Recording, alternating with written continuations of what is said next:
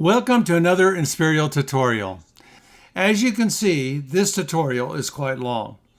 That is because we will cover how to use closed captions.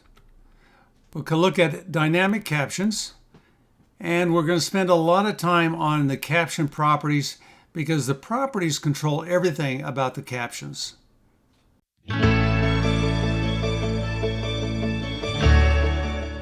Before we get into using dynamic closed caption, let us take a look at how we do a regular closed caption. What I will show you will work with imported videos or videos created in Camtasia. With your Camtasia open, we have a previous tutorial project called What is an Infographic? On the left, select the Captions tab and go to the top to CC Closed Captions. Select the gear in the corner and select Speech to Text.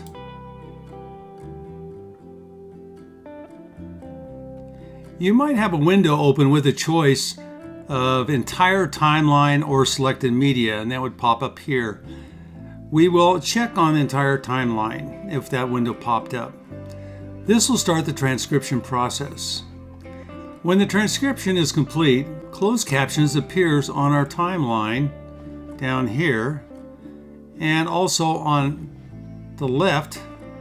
And when we click on any of the closed caption on the left or the timeline, it also appears in our window or canvas. Now let's say we want to edit this transcription. Say it's not perfect. All we have to do is select the part of the transcription that we want to change. For example, up near the top here, which is the same down on the timeline, we click on that, and what that allows us to do is to come over here and change anything within the text line. What we're going to do is, it says, so what exactly is an infographic? Simply put. We're going to delete the simply put for the time being. So we select that, we hit delete, and we'll back up one more. And now we've made our corrections, and you see it's corrected up here on the left, and it'll also be corrected in our timeline itself. The other thing to look at are some tools that we have available below our editing area.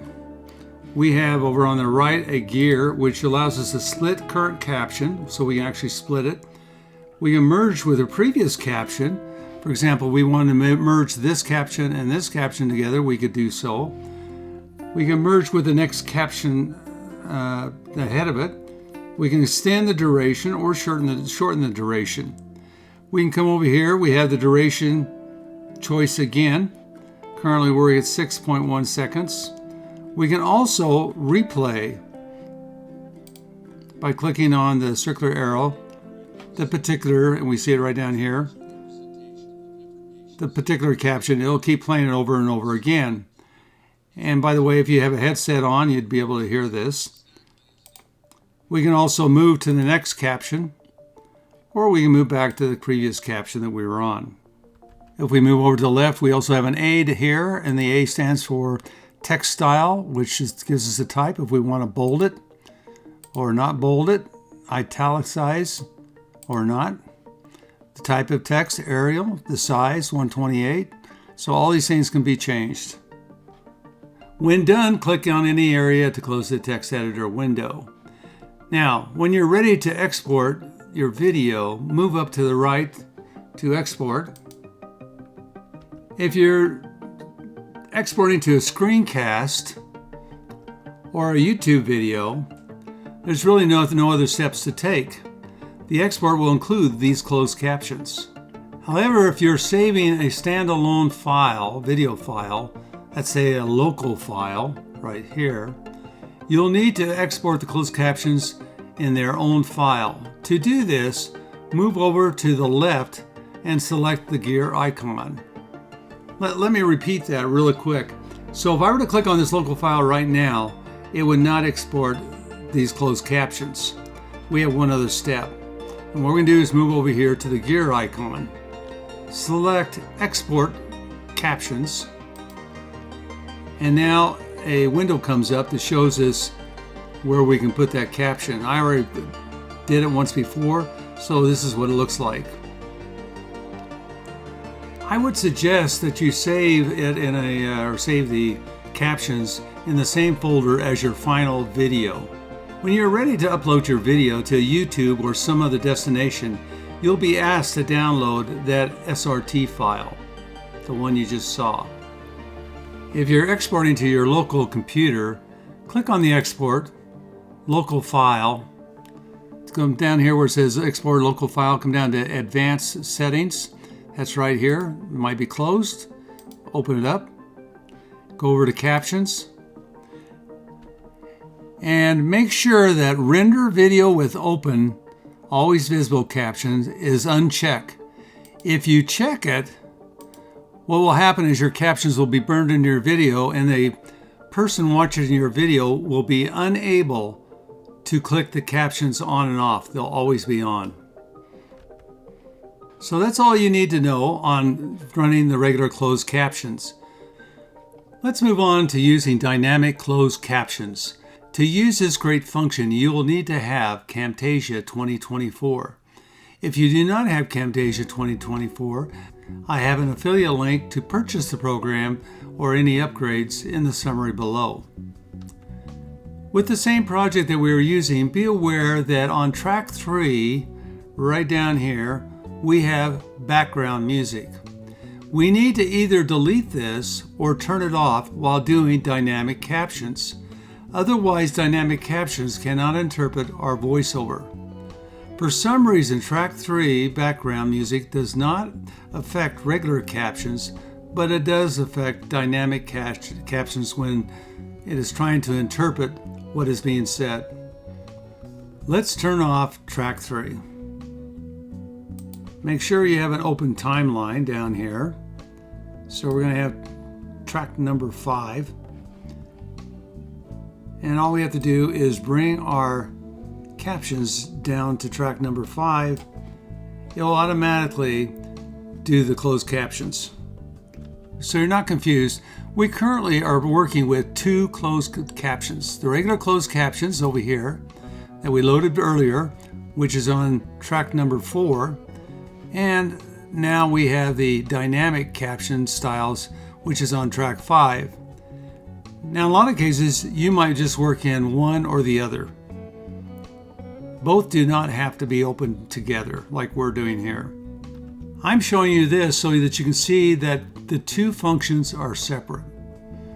The main advantage of having both on is for editing purposes. If we choose dynamic style, we see we have a text box over here, but we cannot see the dynamic style. That's because our closed caption text is in the way. So all we have to do is to go over to closed captions right here, and we're going to shut it off for just a second so that we can take the dynamic caption and move it up, and now we'll turn the closed caption on. Now we can see both captions at work. So here's our dynamic. Let's go over how to edit both closed caption and dynamic caption. Since both types of captions are separate, we need to edit in one or the other. Here's an example if you try to edit working with both. Let's first go up to closed caption. We'll go up to the first text box here, and we see we have "so what exactly" is an infographic, simply put. We're going to delete simply put.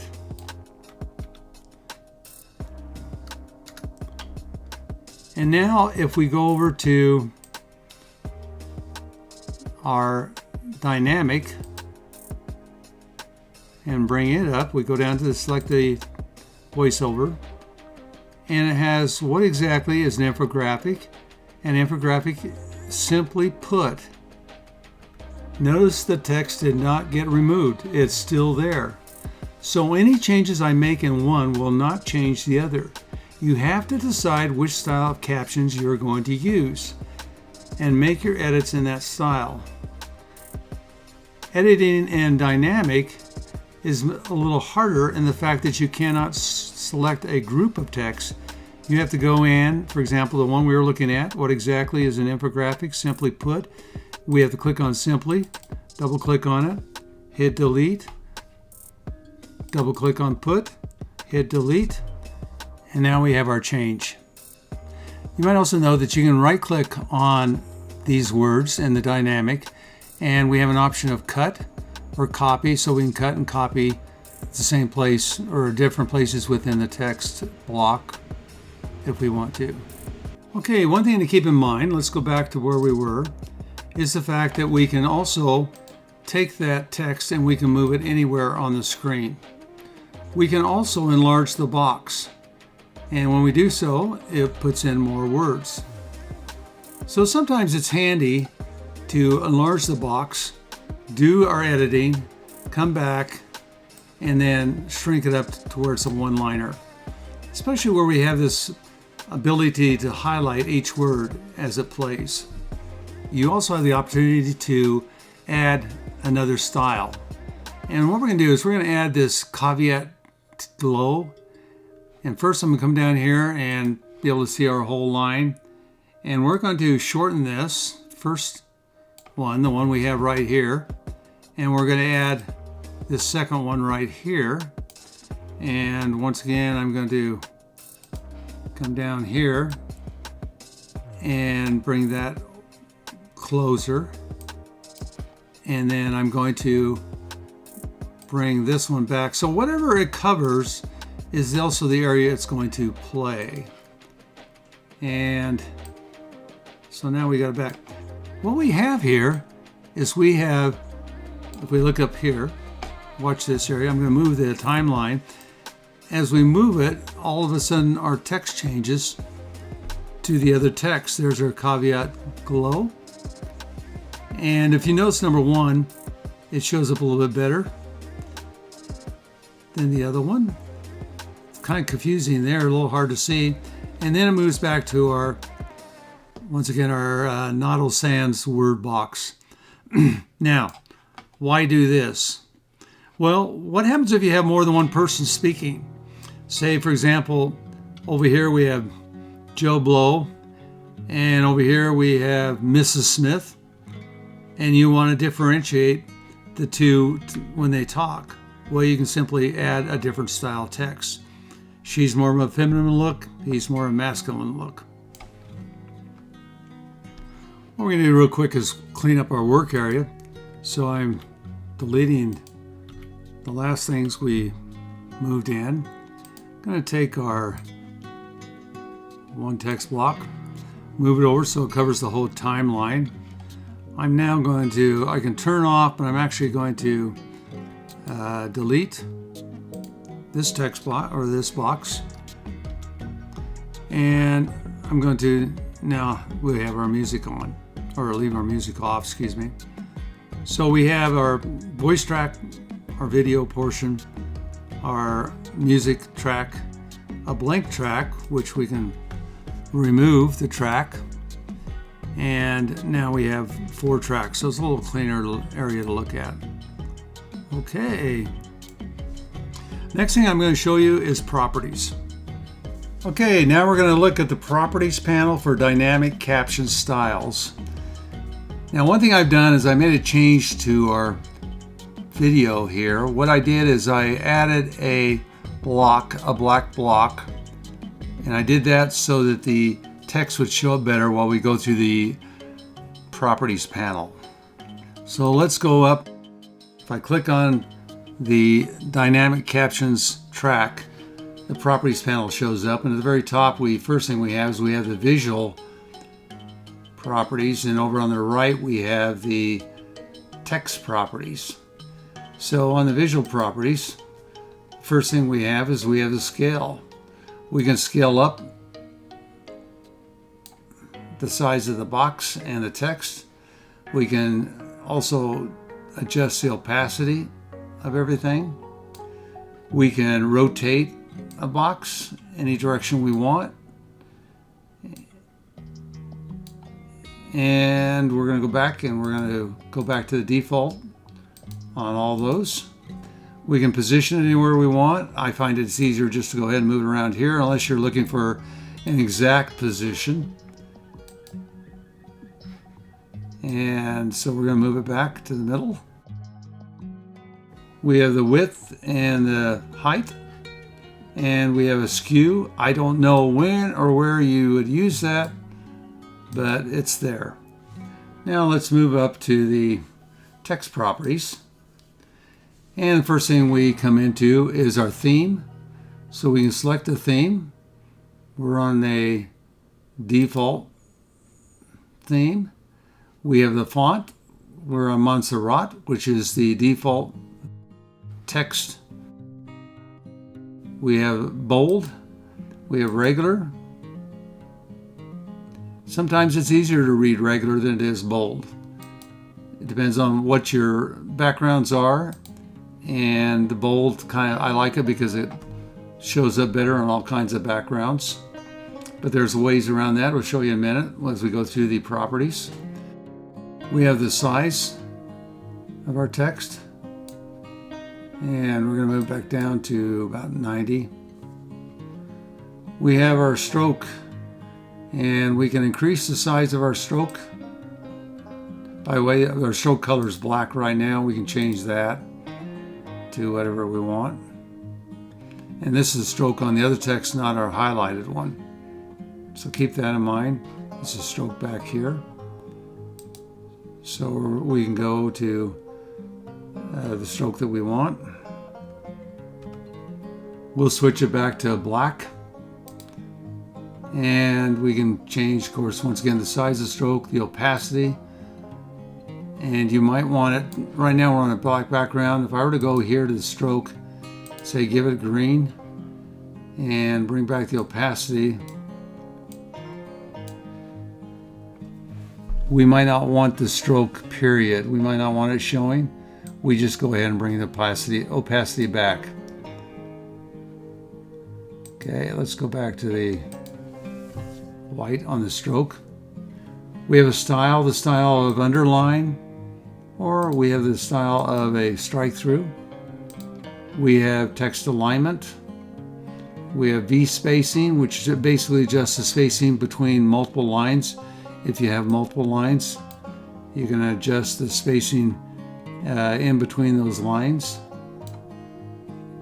We have H spacing, which is the distance between word or letters, and we can adjust that. And we can have it to where it actually they bump into each other. We'll bring it back to normal. Let's say right about there. -21. Enable font ligatures. That allows those letters to bump into each other. And auto resize text will automatically resize the text. We're going to bring up and increase our box at this point so we show more of a line. There we go. Now we're down to dynamic caption. So now we're talking about our word here. So we can do it per word, or we can turn that off. We want our fill. Our fill right now for the dynamic caption is white. We can make it any other color we want. We'll change it back to white. Stroke, we can make the stroke any size that we want. And opacity, we of course adjust the opacity of the stroke. Scroll up. We have word opacity, which we have future and we have past. What this allows us to do is on future, right here, it allows us to dim it to any degree we would like. The same thing on the past.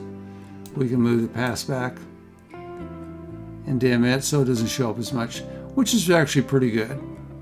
So if you want people to focus more on the word that's being said, you can do that. Okay, we're going to go to default. Default here.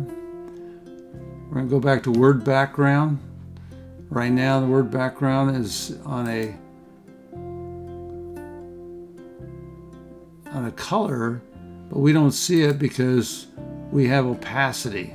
And if opacity is turned off, we're not going to see it. If we open it up, we see now we have a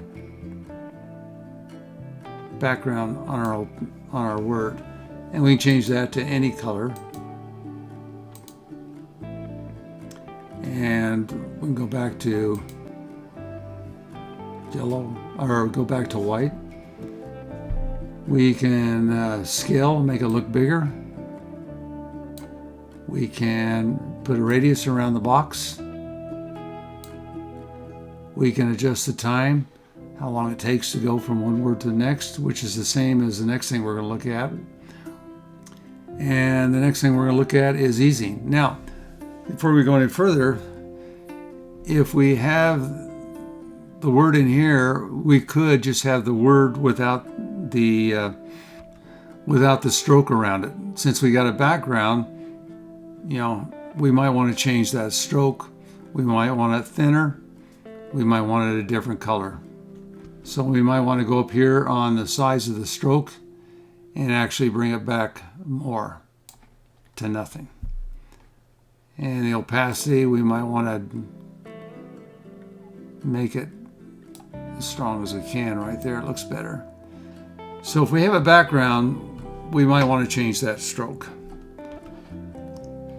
Let's go ahead and change our items back to default. Okay, let's go down to easing.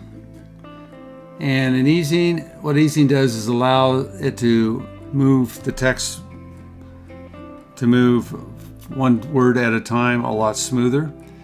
And let's give you an example. So we're to come right down here and play it. Right now it kind of jumps to each word. If we're to stop and go over here to easing, turn it on all the way, you can see now that it actually floats more or less to each word. Okay, let's turn that back to default. And we have scale. We can scale the word. Let's go back to our default on that. And we can also do a glow, which on some words would be really handy. You can play around with these and get exactly what you want. We have block, split captions by sentence. This is good, and rather than having it where it shows up as a partial or a couple sentences, let's go back here. Let's see if I can find a multi-sentence one. Anyway, if we do split caption by sentence, it will stop at each sentence. You see, as we move it back, it captures each sentence that's being said. If we turn that off, it can have parts of the other lines on it, like for example here. So I actually like that split line by sentence, but we'll turn it off right now. Okay, we're in the background. Background, right now it shows we're transparent, and so we're going to turn the opacity up. And we're going to go to, for example, a green background. Or we can actually add a little bit of radius. So this way, when you have the block in here, rather than being all you see is text, you can actually add a background. And this is really good because your video in the background will change continually. Like we turn our box off, you can see now how this shows up. And if we had no background at all, it kind of fades away. And we don't want that. So backgrounds are good. So we have all kinds of backgrounds. You can go ahead and even add the white background. There's kind of a gray one. So backgrounds are handy. We're going to turn our opacity off again. And by the way, the background can be transparent where you still see a little bit of what's going on, but you've got the block of text. So it looked like this. Our text is white, so it's not showing up good on that background. Probably better off with something like this. And we can read the text pretty good on that background. So it all depends on your backgrounds, but I do like to have the color block behind the text. You just want to make sure you have a block that works well with all your video. Okay, so we're going to go back to our defaults. Now we have our transitions.